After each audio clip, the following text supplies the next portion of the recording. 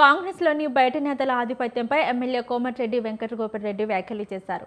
కాంగ్రెస్ పార్టీలోని బయట వ్యక్తుల ఆధిపత్యం పెరుగుతుందని మండిపడ్డారు. ఇతర పార్టీల నుంచి వచ్చిన నేతలు నిజమైన కార్యకర్తలను అణచివేయడం సరికాదని రాజగోపాల్ రెడ్డి వ్యాఖ్యానించారు. తాను కాంగ్రెస్లోనే ఉన్నానని, రాహుల్ గాంధీ నాయకత్వంలోనే పనిచేస్తున్నానని స్పష్టం చేసిన ఆయన, పార్టీ బలహీనపడకూడదనే ఉద్దేశంతోనే ఈ విషయాలను వెల్లడిస్తున్నానని పేర్కొన్నారు.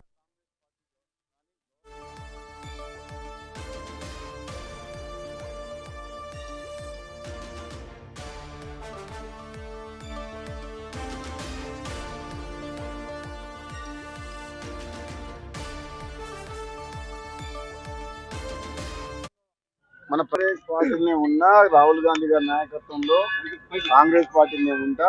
ఎక్కడ కూడా కాంగ్రెస్ పార్టీని ఎవరిని మన ప్రభుత్వాన్ని విమర్శించలేదు. కాకపోతే ఒకటి ఏంటంటే, కాంగ్రెస్ పార్టీలో బయట నుంచి వచ్చిన వ్యక్తుల ఆధిపత్యం ఎక్కువై నిజమైన కాంగ్రెస్ పార్టీ నాయకులు కార్యకర్తలకు అన్యాయం జరుగుతుంది అనేది నా భావన.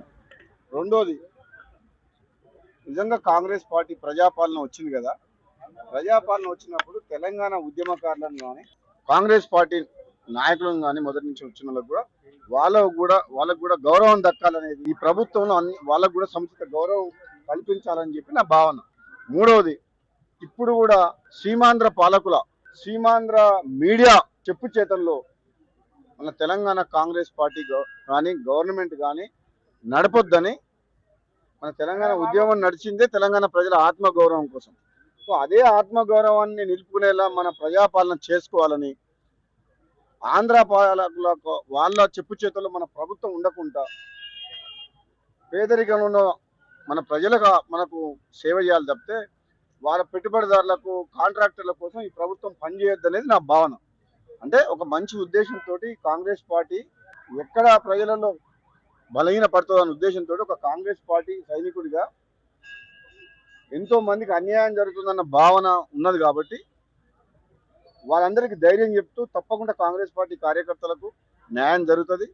ఇప్పుడు కొంచెం అటు ఇటుగా ఉన్నా, ఎక్కడికైనా తప్పులు జరిగినా కానీ జరగొద్దని నేను మాట్లాడినా. కాంగ్రెస్ పార్టీనే ఉన్నా, రాహుల్ గాంధీ గారి నాయకత్వంలో కాంగ్రెస్ పార్టీనే ఉంటా. ఎక్కడ కూడా కాంగ్రెస్ పార్టీని ఎవరిని మన